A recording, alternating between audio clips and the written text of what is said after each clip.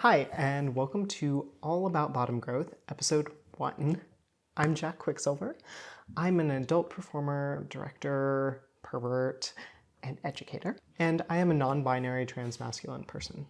I have been medically transitioning since January of 2021, so I have a little bit of personal experience with this topic. Earlier this year, I put out a call to my fans and on Reddit communities for people to submit any of their questions about bottom growth. The response was honestly overwhelming, and as I pored over the submissions, I realized that there were so many questions and so many good questions that there was no way I could answer them all in one video. So instead, I'll be making a few videos. In this first video, I hope to answer all your questions about what bottom growth even is, because I can tell that there is a huge need for information about the basics. In future videos, I'll go over the growth process, as well as questions about more subjective experiences like pleasure, transition, and sexuality. But first, we need to get on the same page about what exactly we're talking about. So, let's dive into some questions. Okay. This person said, I am completely ignorant of trans culture, terminology, and procedures. What exactly is bottom growth, and how does it differ from alternatives like bottom surgery? I love this question. I love this is the sign of an inquisitive person who's posing their questions in an appropriate venue when a trans person's been, hey, what's your question? So let's get into it. Bottom growth is a euphemistic phrase for growth of the clitoris that occurs when people who were assigned female at birth take testosterone as part of a hormone replacement therapy program. You may also see this called an androgenizing or a masculinizing effect of hormone replacement therapy. This hints at something really interesting about the clitoris, which is that it shares a developmental root with the penis. Both penises and clitorises grow in fetal development from a genital tubercle, great name, which differentiates between 9 and 11 weeks of development into one or the other, or both, or neither, because it turns out sex is also a spectrum, but that's beyond what we can cover here today. What you need to know is that when a person with a clitoris uses testosterone therapy, their clitoris will grow. Bottom growth is kind of transmasc genitalia au naturel. You do the HRT, your junk changes, and as we'll discuss, sometimes it's a big change and sometimes not so much. Depending on the individual's experience of dysphoria, they may want surgery to further alter their appearance to bring it more in line with how their body should be. And that's where bottom surgeries like metoidioplasty and phalloplasty come in. Not every trans person wants or needs bottom surgery, and it's a very extremely personal choice. Here's another great question. Bottom growth both does and doesn't function like a penis. One of the most noticeable changes reported, other than size increase, is that one will experience, well, erections. Blood flow to the area will increase during arousal, resulting in swelling tissue.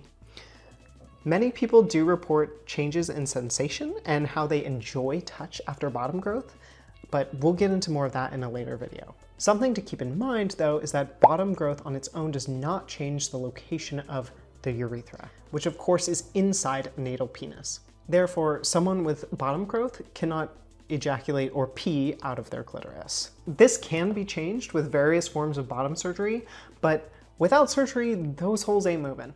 So, a lot of you asked about sensitivity.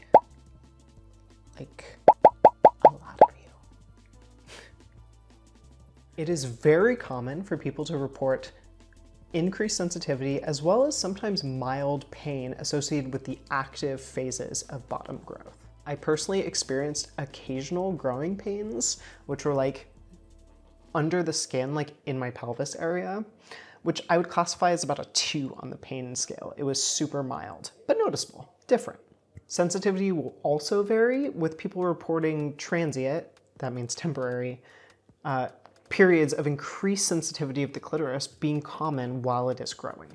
Sometimes it can be difficult even to touch the clitoris at all, though it's very important to retract the clitoral head or foreskin and to clean underneath. Fellas, you don't want smegma. Other aspects of sensation may change once growth is finished, but this is highly subjective. We'll talk more about sexual functioning in a future video, but for now, I'll just say that my personal sensitivity has decreased in a way that I find pleasant. I'm still very sensitive, but it's like I can feel more instead of like hitting overdrive right away. I have not noticed any baseline sensitivity changes in other parts of my genitalia, including the labia. Again, that is my personal experience, but it seems like that is quite a typical one. So I want to round out today with this great question. Would it ever reverse? This is such like a funny overlap, I think, of like different kinds of men. They're like, what will happen to my wiener? That's the number one concern.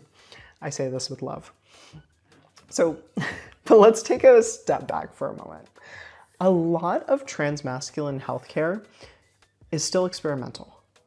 I don't mean like we don't know the outcomes or like we're not sure that surgery works for people, because we definitely know those things. We know that treatment for transgender people is safe, but we don't know the answers to more benign questions like this one.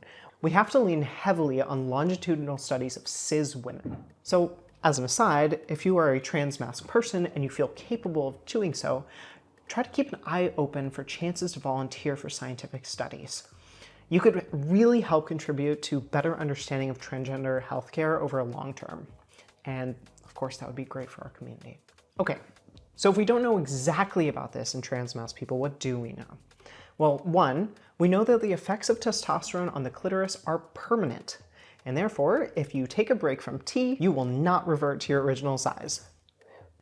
Two, we also know that in cisgender women experiencing menopause, also known as an estrogen deficiency, they may experience clitoral atrophy, which is shrinking of the clitoral tissue. Therefore, if one is ever in a state where one has neither testosterone nor estrogen in one system, one may experience some shrinkage as those tissues atrophy. Basically, unless you've had both your ovaries removed or you are going through menopause, taking a tea break will not cause your guy to shrink.